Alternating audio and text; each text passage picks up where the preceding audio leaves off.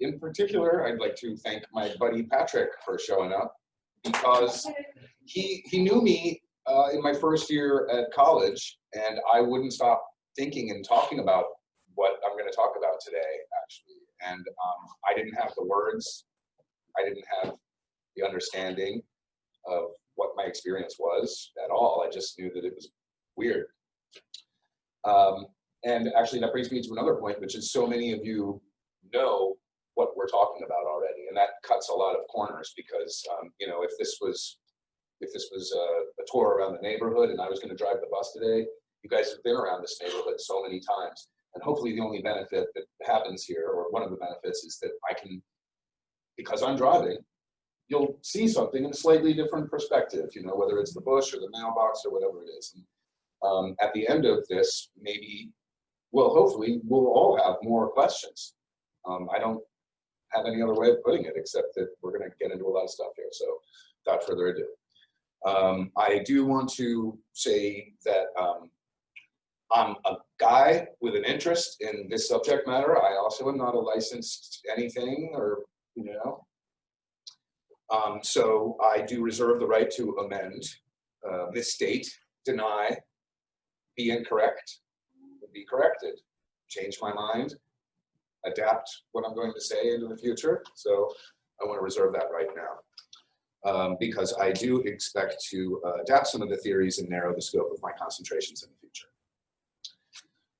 Today, real fast, because I'm really interested in the idea of informed consent. I want you all to have informed consent. I'm going to give you a roadmap of exactly where we're going today, so you know, and you can remind me.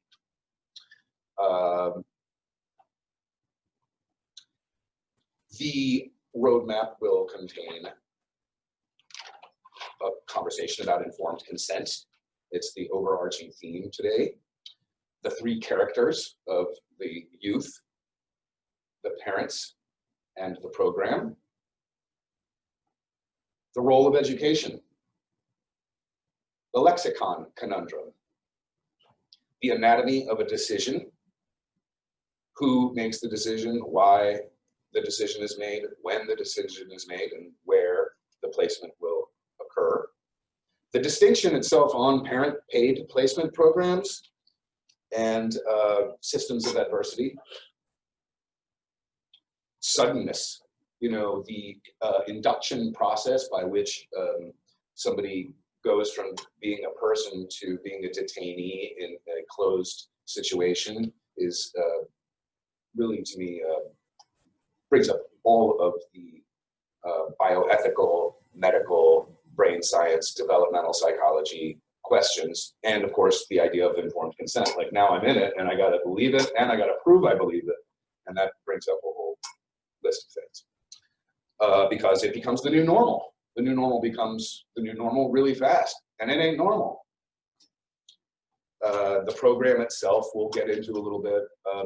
The group sessions called RAPs, or the large group awareness overnight trainings called PROFEATs in our case.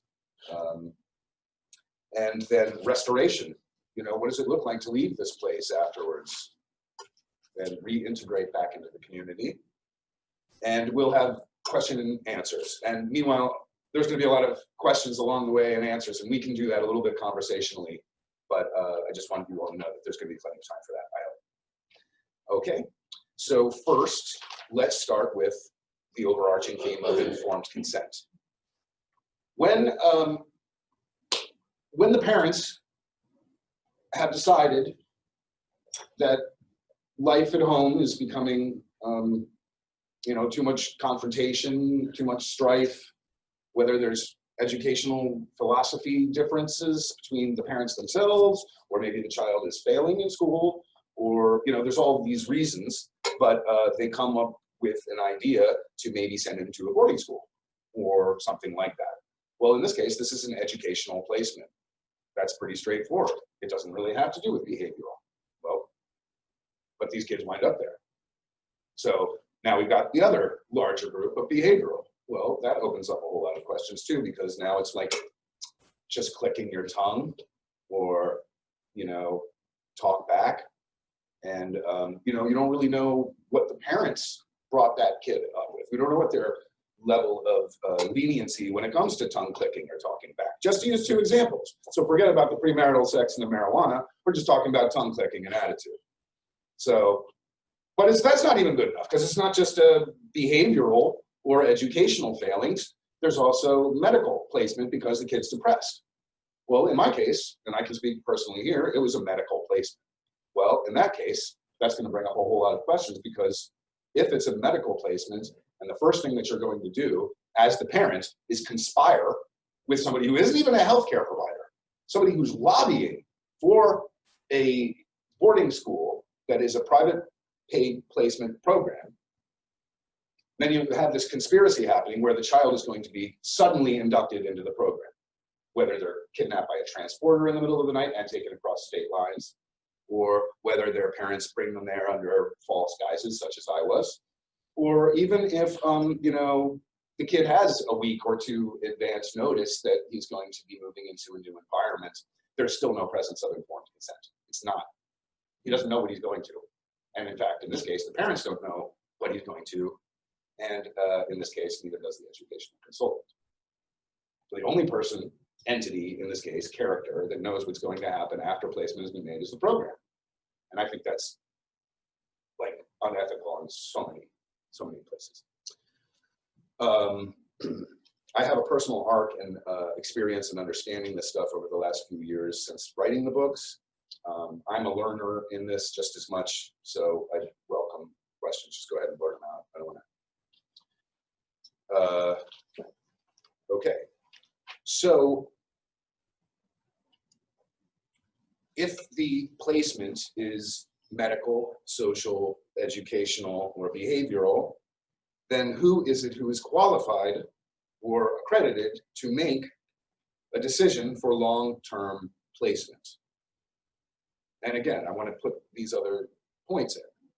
Who is then accredited or qualified to make a decision for behavioral or educational or social failings at home? Who is able to make a medical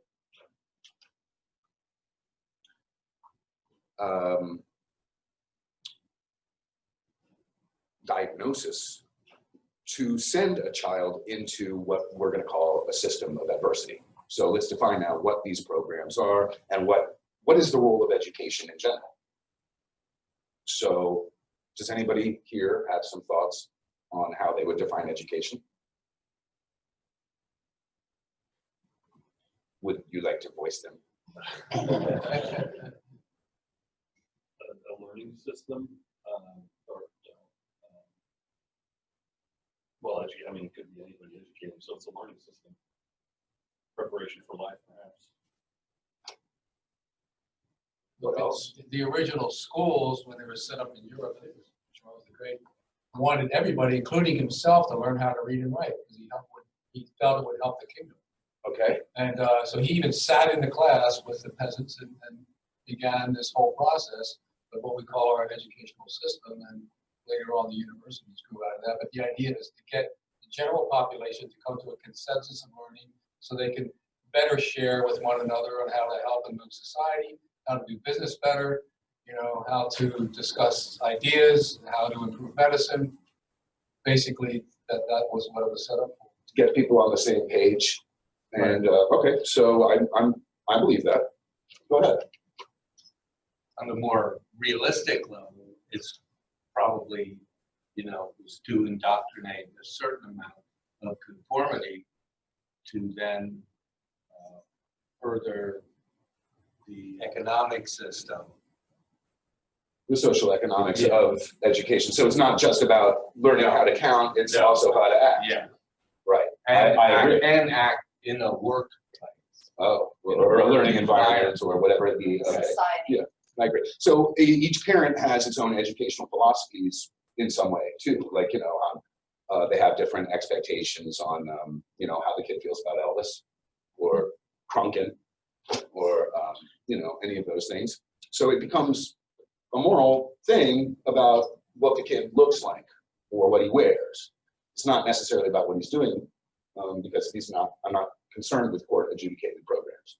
In fact, we'll get to that a little bit, but the reason why is that content of therapy and treatments that they use in these programs wouldn't be allowed in or educated systems.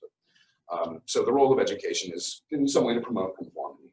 I'm game with that. I don't have a problem with that.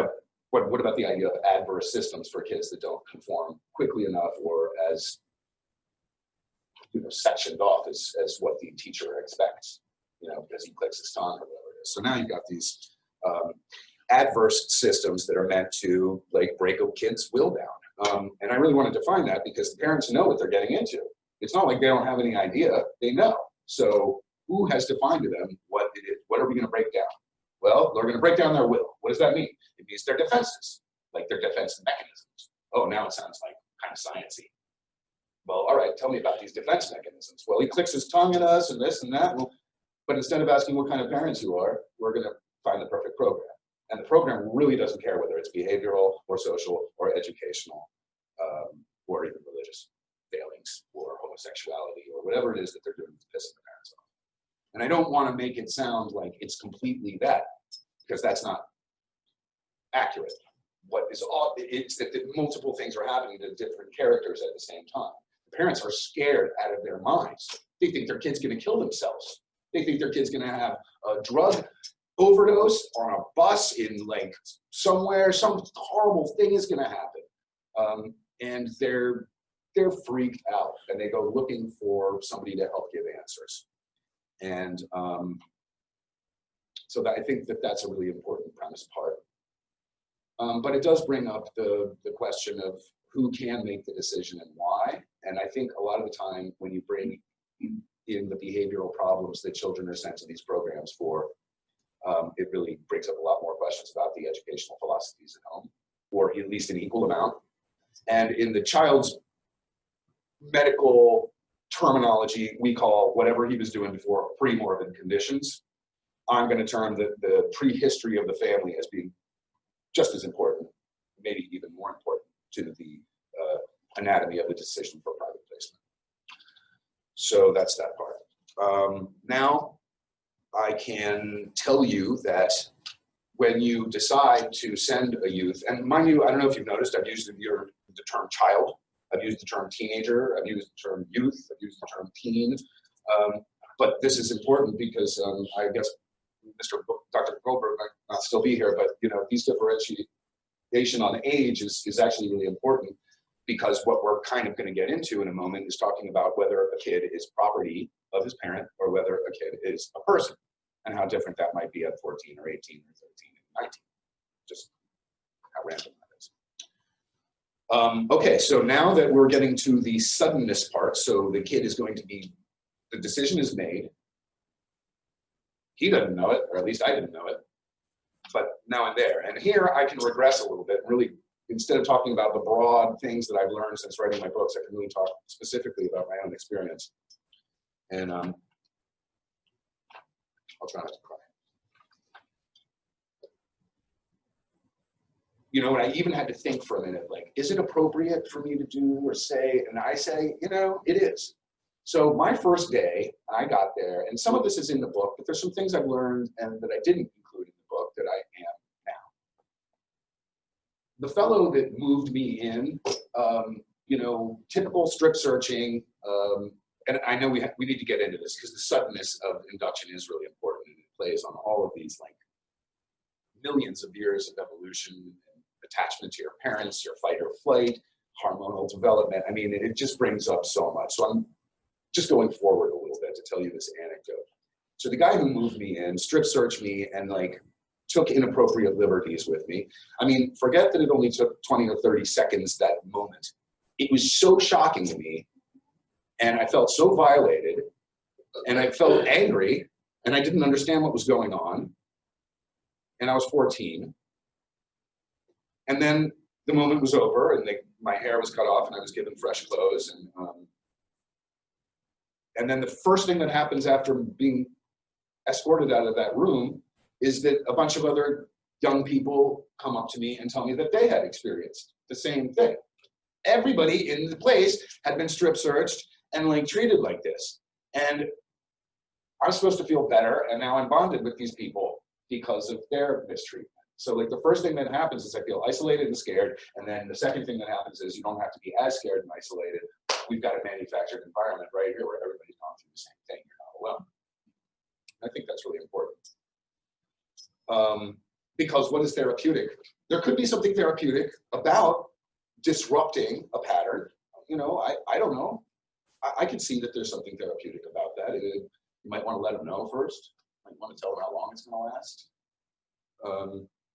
But what is the therapeutic value of having all of your belongings taken away from you, or to be so suddenly put into a new system? And actually, the more important, to follow my roadmap, when this suddenness occurs, that, like I said, the parents and the educational consultant or the program have conspired to make this suddenness happen. On its face, it is doing harm.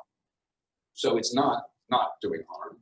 So on its face, the first thing that happens is kind of against the Hippocratic Oath. But even if we want to just put that away for a second, it does bring up all of the other bioethical and legal considerations that go into all of these programs, because it's my body and I didn't check myself in. And now I've got some guy who turned out to have been a date raper, who did start a program to transport kids. And so this happened 10 years after what I went through with him, and he was transporting kids across state lines. Where is the FBI? Was this guy licensed to do that? I doubt it. He was breaking the Dyer Act. And I know he was a sexual predator because I experienced it myself. And I don't like to consider myself a victim, but you know, the more I thought about it, I want to really relay this story because this guy did that to me, and he's gone now.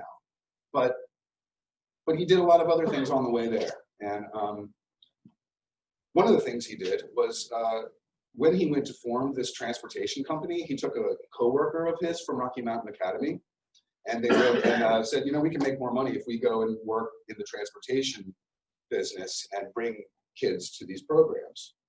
And the coworker said, that's a fine idea. We've been working together for a few years. Let's do it.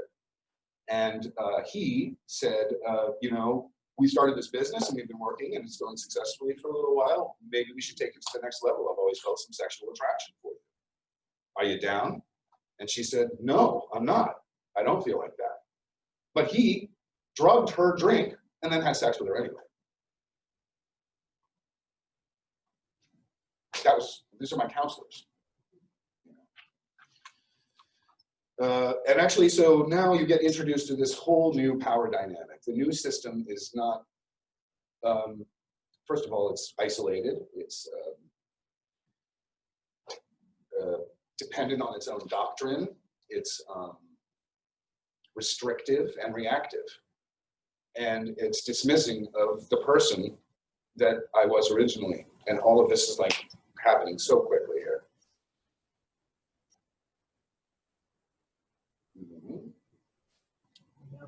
A little help? Yeah, I got you. It's just I had to walk over here. Oh, here's my open. All right, we did that.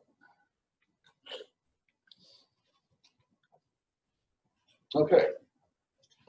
Now we're in the program, and some of this should look really familiar to you. That's all right. I never heard of this guy. I was just, you know, minding my own business, going along at Bard, trying to regain some sense of individuality. And, you know, a few years after that, I decided to I ran for my program. I didn't think about it. I didn't talk to anybody from there. And, you know, what's really strange about that place is, unlike so many other cults and programs, we had an inception date. You know, everybody who went to one of these places has a date that they remember, like a first day in war, like, and I think that in itself is, like, from an anthropological perspective, really fascinating. I mean, I remember mine. And then in our case, we graduated. So once we graduated from this school, I was just on my own. I didn't really try to keep the support network, although I did stay in touch with some of the staff for a while. But anyway, we'll get back into that. But the rewards and punishment systems, circuitry of the brain are changed when confrontation is part of the game. When,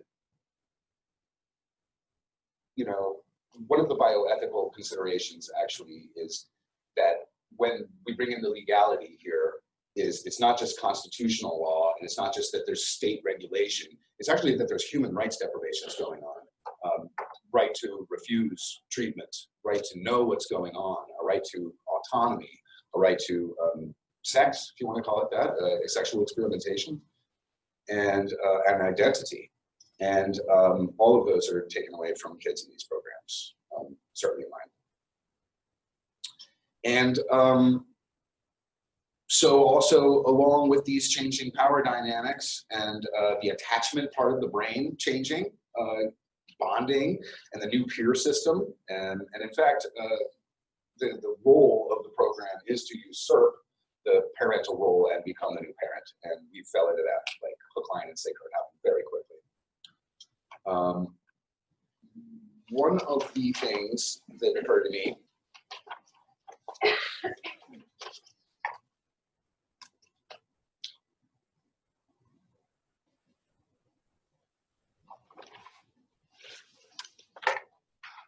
is that you have, when a kid is suddenly put into this program, there's a disruption of millions of years of instinct and bonding and prefrontal cortex development, all of the neural circuitry and rewards and punishment centers, everything that makes you bond with your mother when you're born.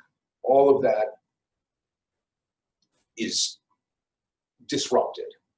And it's disrupted in this really manufactured way, which is one of the things that really drove me to write my books. Like being told that I was responsible for my feelings when they were manufacturing how I felt and lining us up for group confrontations that would go on for hours and hours.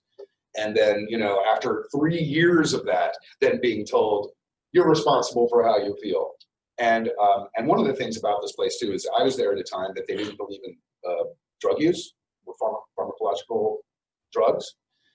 Whereas, they would use the drugs to just keep kids sedated 5 years later. But in my case, it was like anybody who needed any medication, it was kind of like it's all in your mind. You need to get past it, whether it's, chemical depression or a need for some stay still in school with ADD.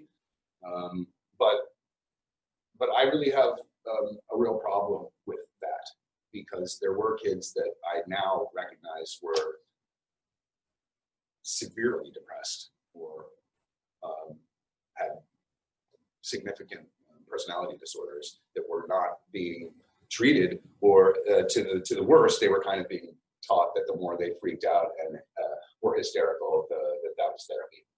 And I don't know how that left them in the future, but I know that they died.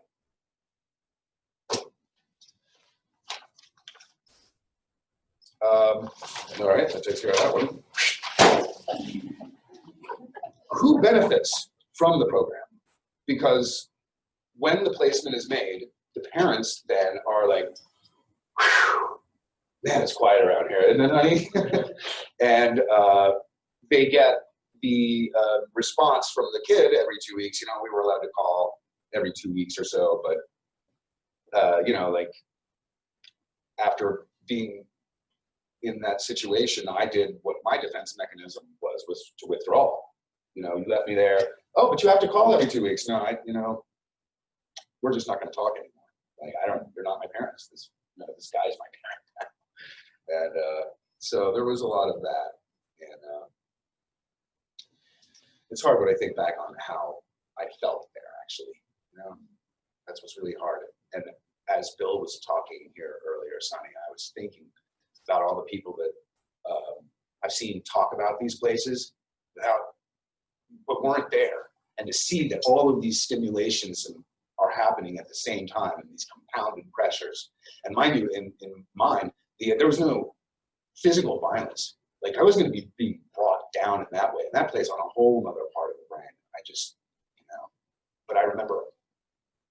And it's euphemistically called the corporal nature of the program. Like once you're there, now I'm going to be cutting wood and less calories and a little bit less sleep, and my body becomes like somebody else's pillow, and you know, and hands are for massaging, you know, and there was a lot of touch, and so this really plays on all these different boundaries. You know?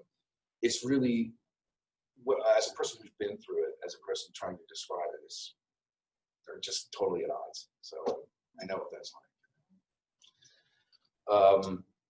And actually, what really kind of sucks is we have to admit that the program also provided those modicums of support and gave me these modicums of confidence. You're doing good. Even if I felt like shit, to be told I was doing good went a long way. Even if I thought I was doing it wrong. And actually, that's another part of this rewards punishment program. I don't know if this was true at many of the others, but a lot of the CEDU-based ones, I've heard that like I was doing really bad. And then all of a sudden it was like, you're allowed to go off campus and go skiing at this place. And I was like, no, I'm doing bad. And they're like, no, you're doing good. You've earned this. So I didn't know when I was doing bad or good anymore. And, you know, I even mentioned that to the caregivers that made this decision a few years ago. I said to my dad, I was like, you know, one of the things that's really kind of crazy about this is I didn't realize like my life was over and like I was going to wind up dead, insane, or in jail if you didn't send me there. I was just going around with my business, and then all of a sudden I'm in this place and they're like, life is over, your parents don't want you, they hate you, we love you, we know how to fix you, all of this. And then later they did the same thing, like as the new parent, like that. And it made me really be like, I don't know if I'm good or bad, you know. So the program does provide the conformity and group cohesion. That's the big sense of it. Isolated, secret, extreme, and illogical. Designed to be a system of adversity, setting us up for failure. So the first thing that happens when you get there is you're going to fail. That's another thing that's against the Hippocratic Oath and like completely against most educational philosophies, as I understand them too. So you don't set the kid up for failure. Well, that was the first thing that happens when you get there, and it's not. And then this is the other part: is the parents don't realize how powerful that is. They don't realize how powerful it is because they don't know what's getting said in these rooms. You know, they have no idea of the level of confrontation that's going on. And I'm going to get back to that now because the expectation of conformity, the group has an expectation of conformity, and you're going to fall into it. And anything considered, like if you buck the system in some way or you're weak, you can't keep up with everybody, it's a personal choice.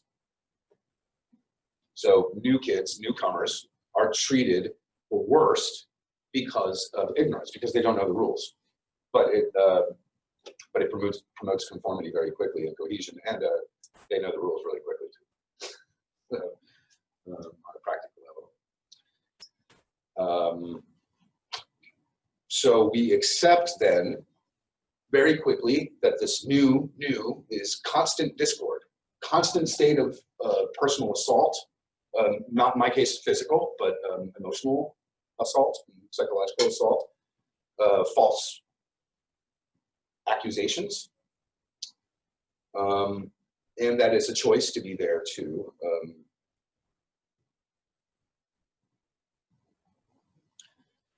And that we believe that all of our pre-programmed beliefs were based on false premises.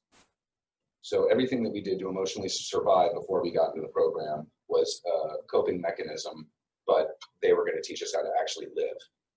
And also the potential, like, oh, of course you could have a good life, but it won't be as good without this. So they're really good at this large group awareness training and cultic dynamic of saying, yeah, well, you could have sex, but it's a lot better if you do it with me. Such as it is. That was a joke. Bad joke. But shame and isolation through confession leading to cohesion in the group. And this note, you can see I've been carrying this around for about a year because I just can't find a way to put the knowledge that's on this piece of paper anywhere else. This piece of paper just comes out and it says that the nature of human conformity there is the reason why the program existed. The reason why was to disrupt the millions of years of hormonal and chemical development. That's the reason why it succeeded. As a result, my empathy was altered, and I thought I cared about people by screaming at them and yelling at them, and I became emotionally abusive. There was already emotional yelling and screaming in my house, so when I returned to that environment afterwards, I thought, I don't know, I thought I was enlightened. You know, it's crazy. And I believed everything there. This is the other thing, is I believed that if I hadn't been sent there, I'd have been dead. And I thanked the program for that. And I verbalized it and I believed it. And, you know, almost everybody did.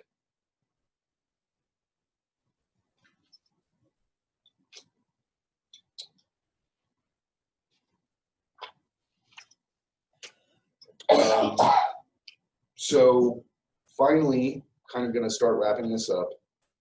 But the role of confrontation was the main gel there. We had these sessions called RAPs that were very confrontational group sessions where like 12 or 15 people would be sitting in a circle and you weren't allowed to leave. And just the like ruminating and running your anger, which is what we call just screaming at the floor. And you know, this environment of manufacturing hysteria. And I'm going to take some credit for that in case anybody ever uses it, but that's what I call it, manufacturing hysteria. And it seems like that's what the program was. And that we were rewarded. Like the more hysterical we got, that was your treatment.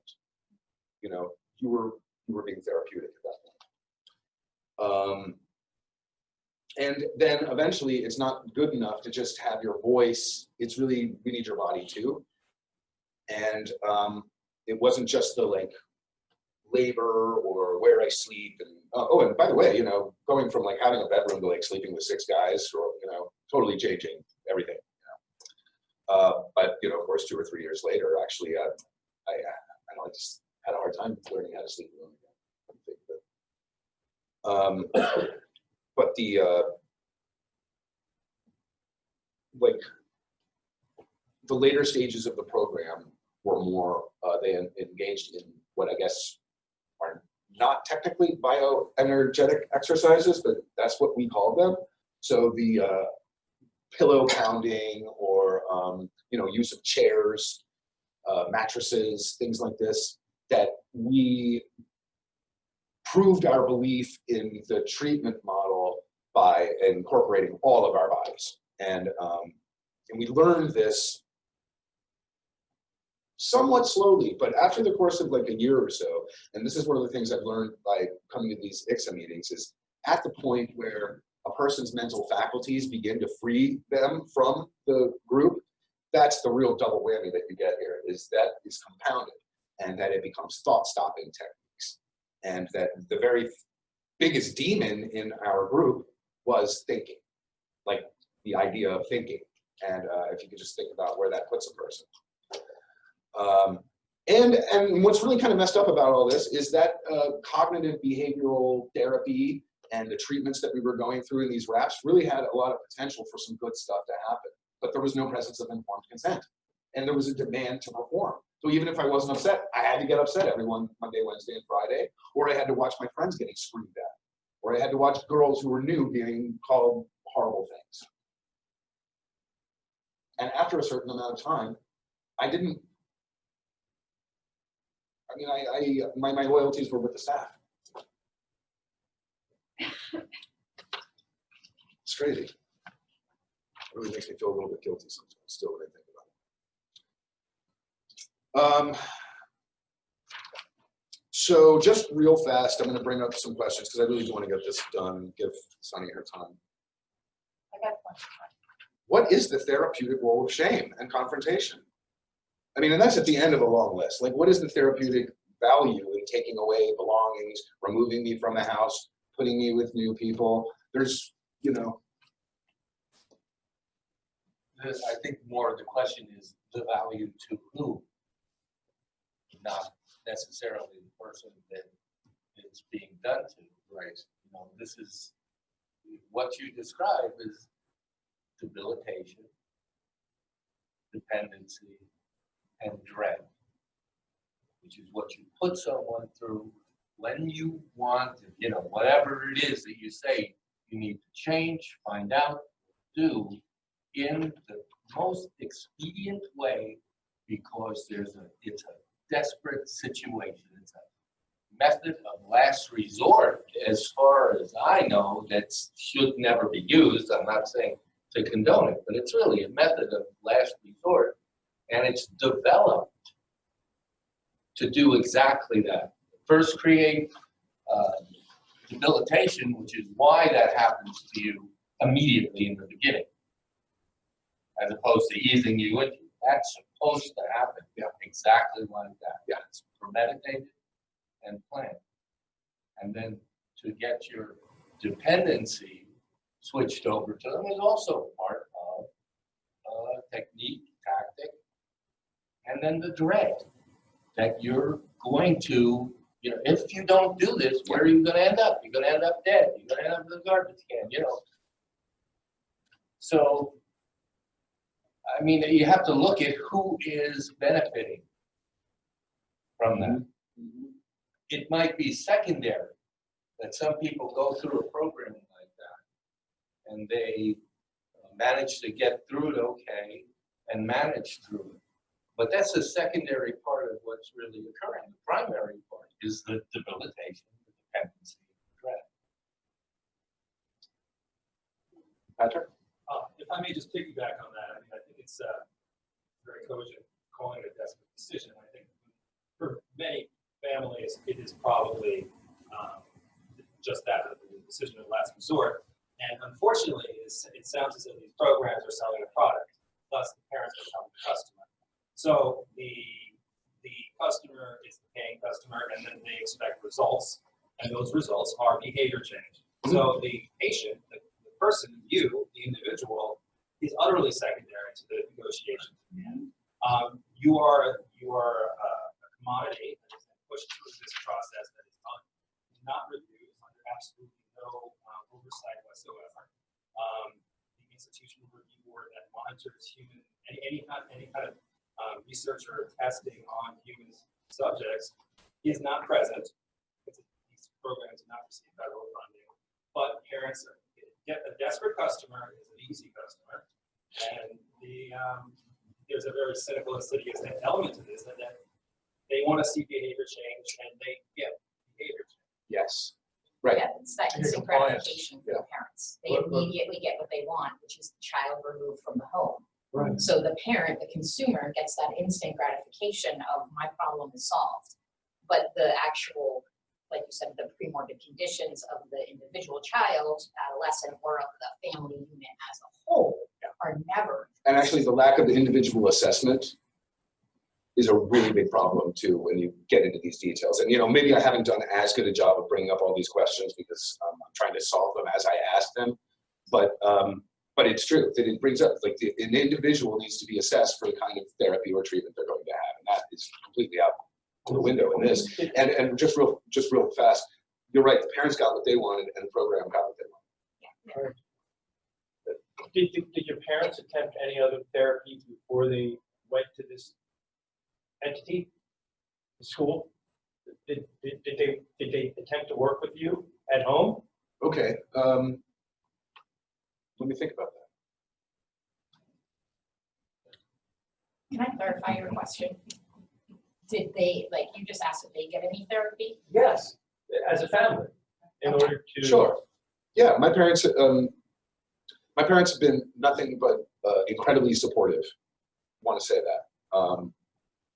But it took a long time till they understood why. I had to explain, and that's difficult because I don't think everybody's able to. There were problems first. Mistakes were made. I was blamed. Being able to recognize that I was blamed and come back and say I was blamed didn't go like, oh, you're right. It was like another chance to maybe blame me again before I went, no, that's the dynamic. Can we look at it as a partnership now that I'm 40? You know?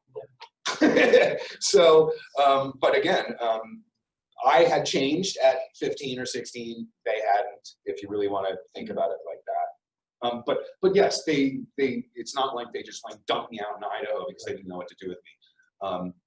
And I was failing in school. So they wanted to find, and this is actually, it's really important. So let me dedicate another moment to this. It's a boarding school. It doesn't look like we're sending this kid to juvie. It's not like, it's just removed from the home. Did Zach ever get a haircut? You know, oh yeah, he's in this boarding school out in Idaho. He's doing great. You know what I'm saying? It gives them a measure of protection. And so again, these educational consultants are able to fit into that because they see that these are affluent parents where the kid isn't like stealing cars necessarily. And even if he did one or two, he didn't get caught or maybe, you know what I'm saying? And again, age appropriateness here is in the eye of the parent. It's not in the eye of the program. It's not in the eye of the child. Sunny? I just want to make a statement that these places, many of them are classified as cults because they recruit the parents first. Mm-hmm. They sell them this bill of goods. Oh, we're going to fix your child. Whatever the problem is, they'll say, oh, we can help you with that. We'll fix that. But they're hiding all these other things that are going on inside.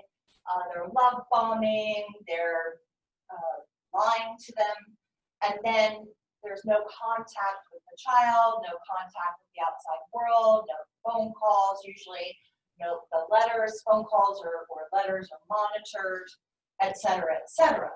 So really, we were put into a cult by our parents. Absolutely. And that is how Phil put it also, Phil Elder, our patron saint.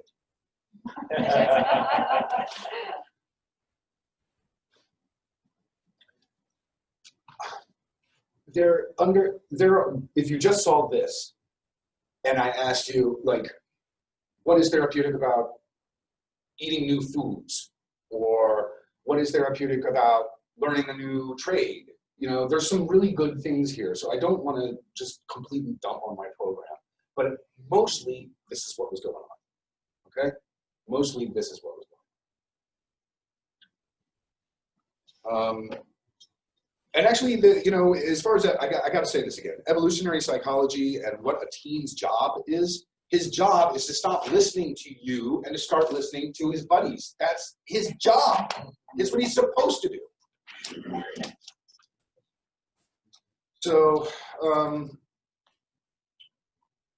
all right, that pretty much wraps it up. I mean, the last thing to say is the long-term implications of being in some place like this. It's like flips everything upside down for 30 months. And then like I had to go back to high school afterwards. And man, that was a mess. First of all, I had a complete Stockholm Syndrome for the people that I was in this place with, and I thought they had the answers to everything, and I didn't know how to survive without the group, and I didn't know that that's what was going on with me, and then being in the inane conversations that I just considered on the surface of my peers and talking about music and actually the way that they talked about the opposite sex, like age appropriateness, but I was confused by it, and by the same token, when pursuing romantic interest, not recognizing that they're like, I'm not interested, and at the same time, not being able to say, I'm not interested. And it took me a long time. So there was a lot of resocialization stuff. Obviously a lot of hypervigilance and some paranoia and not knowing who your friends are, if your parents are gonna send you back if they catch you smoking weed again. And I didn't. I was so freaked out. I didn't do anything for 6 or 8 months. And I was in this boarding school right afterwards too. I was straight in Christchurch. So I went from CEDU to 6 months at a place called Christchurch, and then another year of high school before I was finally able to go to bars and start doing some of this. So that's what does it look like after going through something like that for that long? It really changes all of you. That's all. Thank you.